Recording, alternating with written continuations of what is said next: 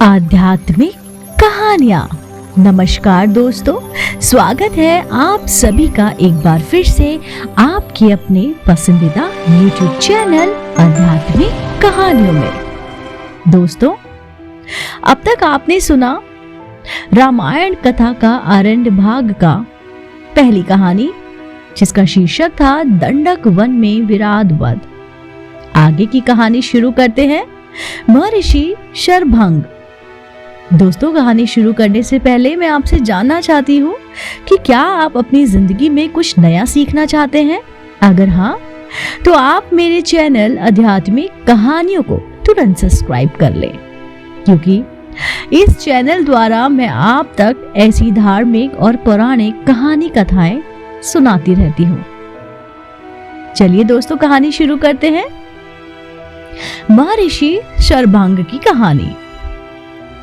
भयंकर बलशाली विराट राक्षस का वध करने के पश्चात राम, सीता और लक्ष्मण महर्षि शरभंग के आश्रम में पहुंचे। महर्षि शरभंग अत्यंत वृद्ध थे। उनका शरीर जर्जर हो चुका था। ऐसा प्रतीत होता था कि उनका अंत काल निकट है। सीता और लक्ष्मण सहित राम ने महर्षि के चरण स्पर्श किया और उन्हें अपना परिचय दिया। महर्षि शरभंग ने उनका सत्कार करते हुए कहा, हे राम, इस वन प्रांत में कभी कभी ही तुम जैसे अतिथि आते हैं।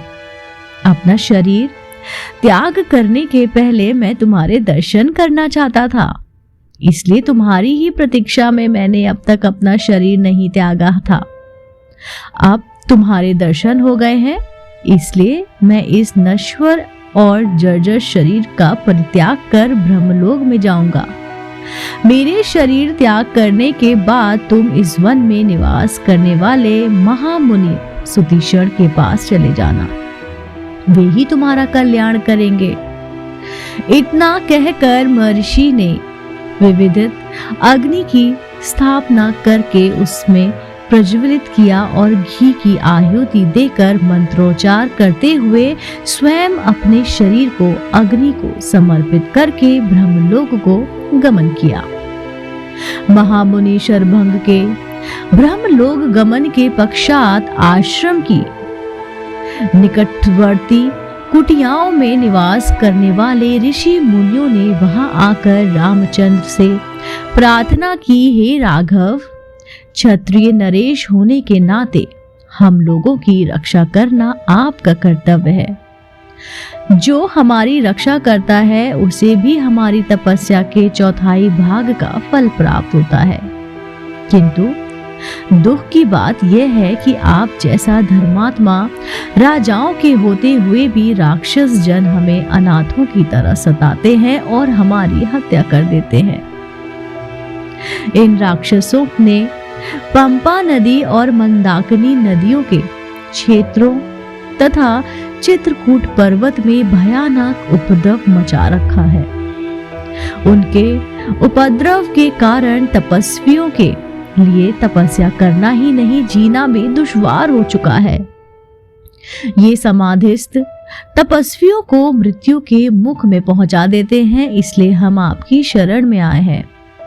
आप इस असहाय कष्ट और अपमान से हमारी रक्षा करें और हमें निर्भय होकर तप करने क्या अवसर प्रदान करें। राम बोले, हे ऋषि मुनियों, आपके कष्टों के विषय में सुनकर मैं अत्यंत चिंतित हुआ। पिता की आज्ञा से अभी मुझे 14 वर्ष पर्याप्त इन वनों में ही निवास करना है।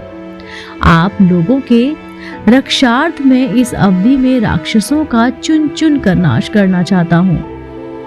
आप सबके समक्ष मैं प्रतिज्ञा करता हूँ कि मैं अपने भुज बल से मैं पृथ्वी के समस्त ऋषि द्रोही राक्षसों को समाप्त कर दूंगा। आप लोग मुझे आशीर्वाद दें ताकि मैं अपने उद्देश्य में सफल हो सकूं।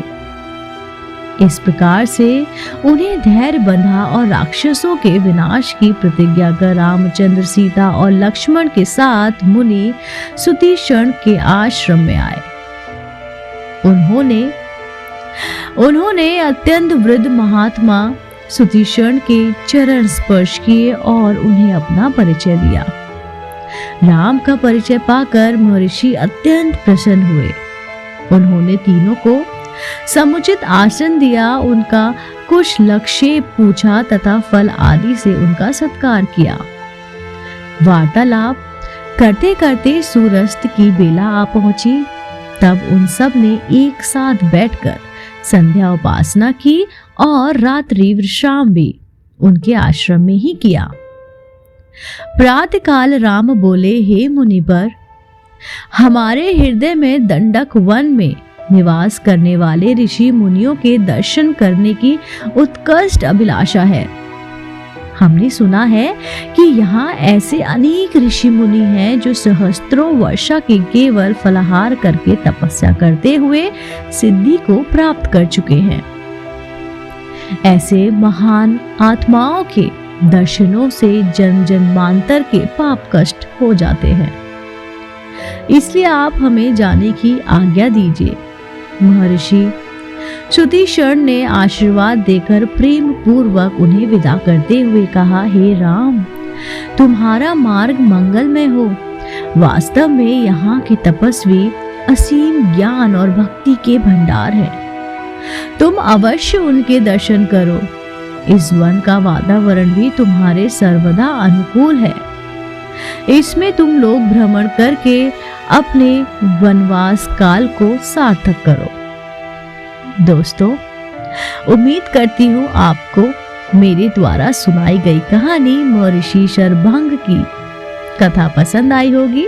अगर आप ऐसी ही धार्मिक और पौराणिक कहानी कथाएं सुनना पसंद करते हैं तो आप मेरे चैनल अध्यात्मिक कहानी को तुरंत लाइक कीजिए, शेयर कीजिए और सब्सक्राइब करना बिल्कुल ना भूलिए। मैं जल्दी ही इसका अगला भाग, जिसका शीर्षक होगा सीता की शंका, प्रस्तुत करूंगी। अगर आप मेरे चैनल पर नए हैं तो आप मेरे चैनल आध्यात्मिक कहानी को तुरंत लाइक कर लीजिए, शेयर कर लीजिए और सब्सक्राइब कर लीजिए। आप देख रहे थे आपका अपना पसंदीदा YouTube चैनल आध्यात्मिक कहानियां।